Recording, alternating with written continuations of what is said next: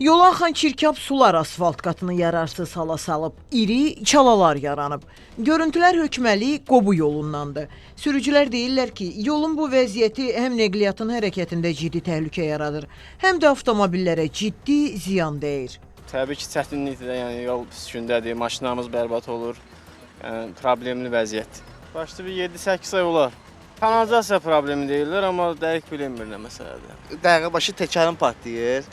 Nə bilim, nakladka dəyişirəm. Neçə müddətdir? Bir il olar. Bəli, hökməli Qobu yolu Abşeron rayonuna baxır bu yol. Neçə vaxtı bu yol belə baxan yoxdur. Hələ neçə müddətdir bu paşdı bu mağaza tikiləndən bu yol bu müddətdədir. Yəni nə ilə izah eləyirlər? Bu yuxarıdan gələn sudur, biz də görürük. Baxılmazlıqdan, yuxarıdan camaat suyu buraxır.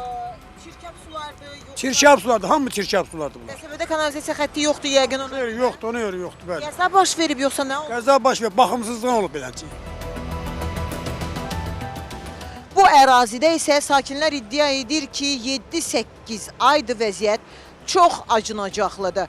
Məhəllədən axan çirkab sular yeni salınmış asfalt qatını gördüyünüz vəziyyətə salıb ki, buradan nə sürücülər, nə piyadalar, nə də sakinlər keçib rahat mənzil başına çata bilirlər. Sakinləri narahat edən məsələ ilə bağlı Hökməli Bələdiyyəsindən mövqe öyrənmək istəsək də sorğumuz cavablandırılmadı. Azərbaycan Dövlət Su Ehtiyatları Agentliyindən isə bildirildi ki, sözgedən ərazidə regional su meliorasiya xidmətinin mərkəzləşdirilmiş tullantı su şəbəkəsi mövcud deyil. Ərazidə mövcud olan xətlər əhali tərəfindən primitiv üsulla çəkilib. Tullantı su təchizatı mövcud olmayan ərazilərdə Azərbaycan Dövlət Su Ehtiyatları Agentliyinin sifarişi ilə sistemin qurulması məqsədi ilə müvafiq layihə sənədləri hazırlanıb.